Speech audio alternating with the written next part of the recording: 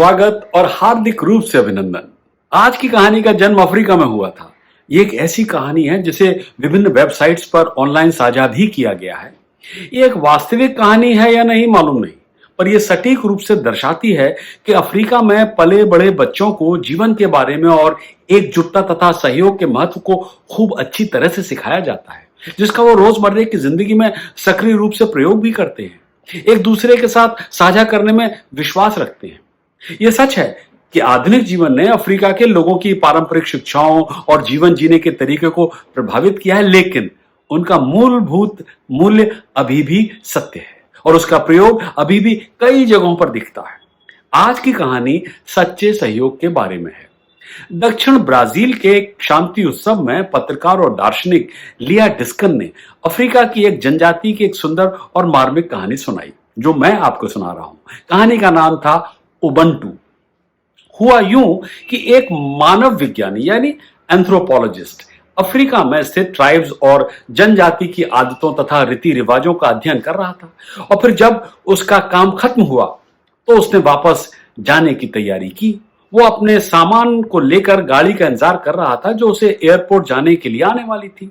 दरअसल वो अपनी रिसर्च पूरी करके अपने देश वापस लौट रहा था। वो मानव विज्ञानी हमेशा वहां की जनजाति के बच्चों से घिरा रहता था, इसलिए जाने से पहले सभी बच्चे उसे सी ऑफ करने के लिए खड़े थे। समय बिताने के लिए उसने बच्चों के साथ एक खेल का प्रस्ताव रखा।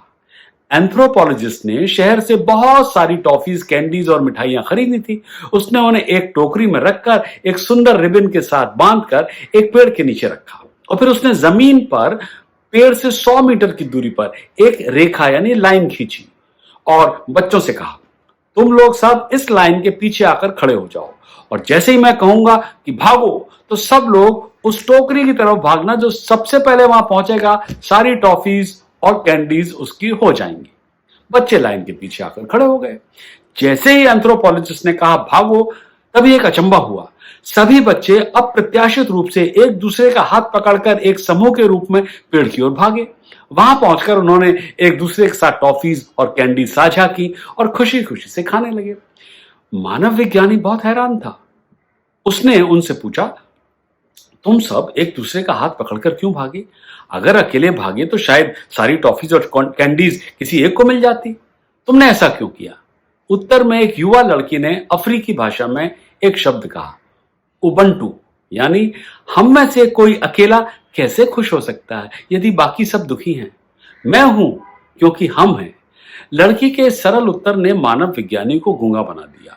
वो इतने महीनों से इस जनजाति का अध्ययन कर रहा था, मगर उनके जीवन का वास्तविक सार उसकी समझ में आज आया। कहानी खत्म। हाँ, देखें क्या नसीहत दे गई ये कहानी। यह है कि अफ्रीका के लोगों के पास उबंटू नाम की जो चीज है वो मानव होने के सार को दर्शाती है। ये वो उपहार है जो अफ्रीका ने दुनिया को दिया है। इसमें आतिथ्य सत्कार, दूसरों की परवाह करना, औरों की खातिर एक्स्ट्रा माइल जाने के लिए तैयार रहना आदि शामिल है। उनका मानना है कि एक व्यक्ति का अस्तित्व अन्य व्यक्तियों के माध्यम से बनता है। हर व्यक्ति की मानवता एक दूसरे के साथ अटूट रूप से जुड़ी हुई है। जब हम किसी का अमानवीयकरण करते हैं तो हम अपने आप को अमानवीय बना देते हैं। एकांत और स्वयं में बसने वाला मनुष्य उबंटू का विरोधाभास है, स्वार्थ की निशानी है। इसीलिए हमें हमेशा सामान्य भलाई के लिए काम करते रहना चाहिए, क्योंकि इसी में हमारी मानवता भी निहित है।